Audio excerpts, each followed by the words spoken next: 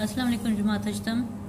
आज के लेक्चर में हम एक ख़त पढ़ेंगे जो कि आपकी कवायद इंशा पर्दाजी की किताब आईना उर्दू में शामिल है।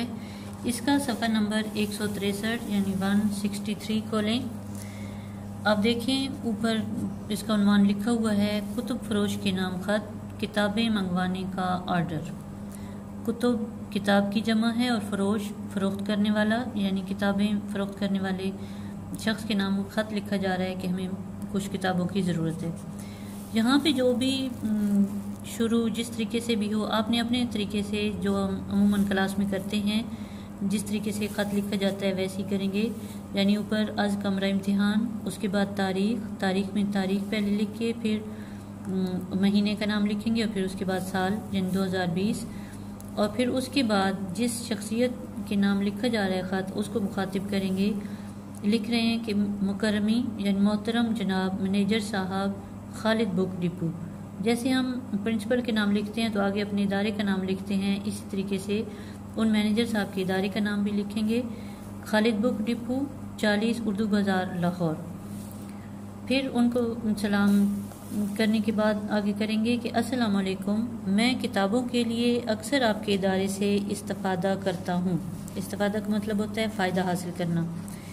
आपकी मतबूआ किताबें न सिर्फ तालीमी नुक्ता निगाह से बेहद मुफीद हैं बल्कि उनकी किताबत और तबात का मेयार भी आला है। मतबूआ यानी छापी गई किताबें, आपके इदारे की छापी हुई किताबें बहुत अच्छी होती हैं, उनकी किताबत छपाई का काम और मेयार सबसे अच्छा होता है। बराह करम अपनी मंदरज झैल मतबूआत बजरिया VPP अरसाल फरमाएँ, यानी नीचे जो दी गई किताबों के नाम हैं वो आपने भिजवानी है, आपने इनका ऑर्डर दिया है। पहले नंबर पे है आईना उर्दू बराए जमात अजतम, तादाद भी लिखी हुई है 5 अदद, जैसे कुछ बच्चे मिल के मंगवा रहे हैं। दूसरे नंबर पे आईना इस्लामियात बराए जमात अजतम 5 अदद। नंबर 3 आईना उर्दू बे। यहाँ पे अलिफ बे अगर कुछ नहीं लिखा हुआ तो इसका मतलब है ये वाली जो आपकी की बुक है ये उर्दू की किताब की मशकें पे हल हुई भी हैं और ये ग्रामर का हिस्सा है।